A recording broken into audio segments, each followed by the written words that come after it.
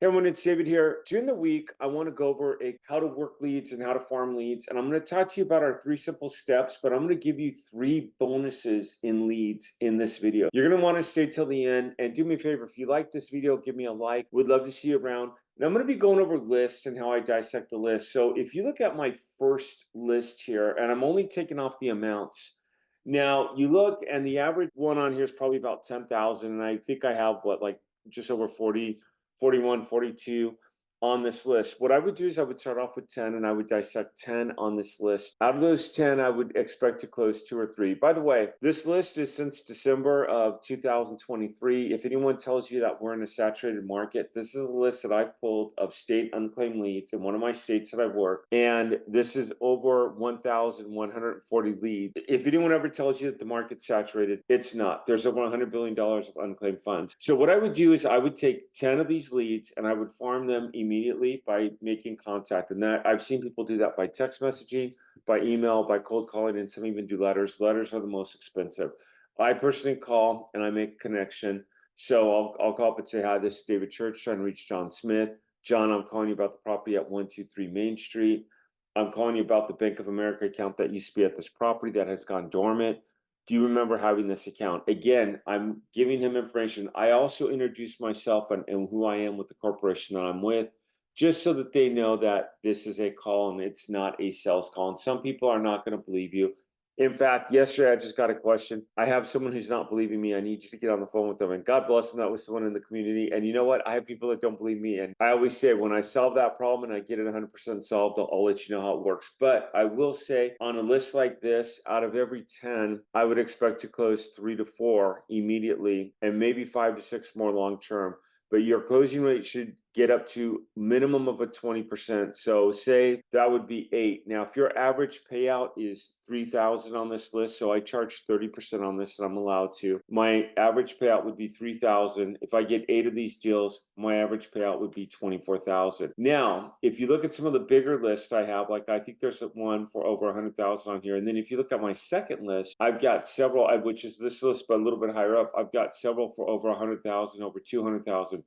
I do have people that only go after those leads. Now, let's look at a $100,000 lead. Maybe I get one of those per quarter or one of those per month. If I got one of those per quarter and it was 100,000, that'd be $30,000 payout, and you times that times 4, that's 120,000 a year. Definitely a 6-figure income that people are looking for. Or if you get one a month, which a lot of people do, that's 30,000 a month, and you multiply that times 12, and that would be $360,000. People do that. So I would start off probably with the average about 10,000, 11,000. Get a $3,000 payout. Do that 2-3 times a month, and you're going to have a very comfortable living in this business.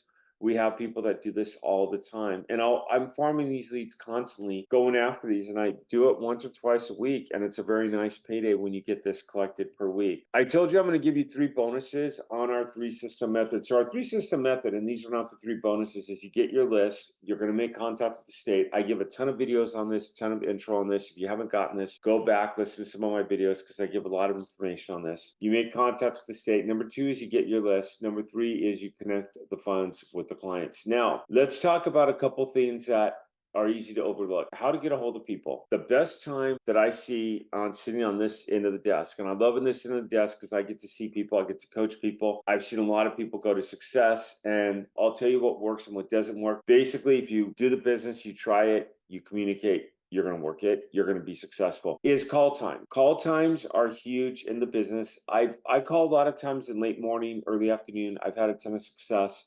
Most of my successful people will call between 8 and 9. That's when you get a hold of someone. It's before they get in the office. It's before they get to work, or they're on their way to work, or after 5 p.m. And that's when you get a hold of someone. Again, I'm not saying don't call in the day. If you have a lunch break from 12 to 1, you work in the business, work it, call. But the people that I see that get a hold of most people call during those times. That's bonus number 1. Bonus number 2, what I see a lot of is calls that happen in the same day, meaning like from 8 to 9, or maybe from 9 to 11. I'm calling people, letting them know they have unclaimed funds. And then after 5, I call back. Hey, John, I called you this morning. Not sure if you got my message. I was calling you about the Bank of America account on 123 Main Street. Do you remember that? That seems to resonate with people. And I've had a lot of people not only get deals, I've had 2 people that have hit over $100,000 a month at doing that really stick to their testimony pretty well. Number three is the follow up, and that is the biggest one that I've seen that gets overlooked by most. Most people will call a lead once and they just let it go, and they do okay, they get a list. But when you're working a lead constantly, so out of this list that I showed you, out of the first list or the second, doesn't matter. I've shown you two lists on this video. Am I calling and leaving messages? And then am I following up with those messages? Now, I don't put them in my CRM if I don't make contact. Otherwise, my CRM would be a mile long, because I'd put these 40 in my list this week. I'd put another 40, 50 in next week. Before I know it, I'd have 3, 4, 500 leads that I've never gotten a hold of. But what I do is I can do them on a Google Sheet. I could do them on a sheet of paper, and I could just make little notes like tried this number, tried this number. After I've tried them about 4 to 6 times and I'm not reaching them,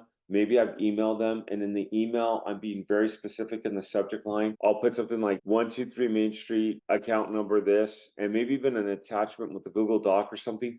Those get attention. People look at those, and you're very specific. And I don't start off with, hi, how are you? Hey, my name is David Church. I'm with this corporation. I'm notifying you about the funds on 123 Main Street. Can you please call my office at this number at your earliest convenience? And then just sound them. And again, email, follow up with that as well. After I've tried someone 2 or 3 times and I'm not reaching them, that's when I start involving relatives. Now, some people try relatives on the first call. They call John Smith, they don't get a hold of him. They call his mother, they call his sister, they call his brother, and they get a hold of them, and they do just fine. What I do is I try to reach the client for a certain duration of time. If I get a hold of the client, then great. If I can't reach the client, then what I do is I go ahead and I start reaching out to family and friends and just saying, and I'm very careful on how I speak, but if it's especially if it's like a tax or mortgage overage, you don't want to just call and say, "Oh yeah, they lost their house in an auction and they've got money." I mean, that's very embarrassing. Put yourself in their shoes. If you call and just say, "Yeah, I'm calling about a check for the property at 123 Main Street. I'm with this corporation." That's going to get their attention. That's going to, and if they say to you, one of the lines I say, and I got this from one of my warriors, which is pretty cool. Lee, thank you for this. I thank you to this for this day. Is when they say, I'm not going to give this message on this. I come back with, before you hang up the phone, I want to let you know that there's money on the table. Before you hang up, you're letting this person, there's money that's due to this person that they do not know about. And I'm trying to reach out to you because I obtained your information by public record. You can go ahead and hang up the phone, but, and then they'll say, "Oh, I'll tell them," but I'll tell them.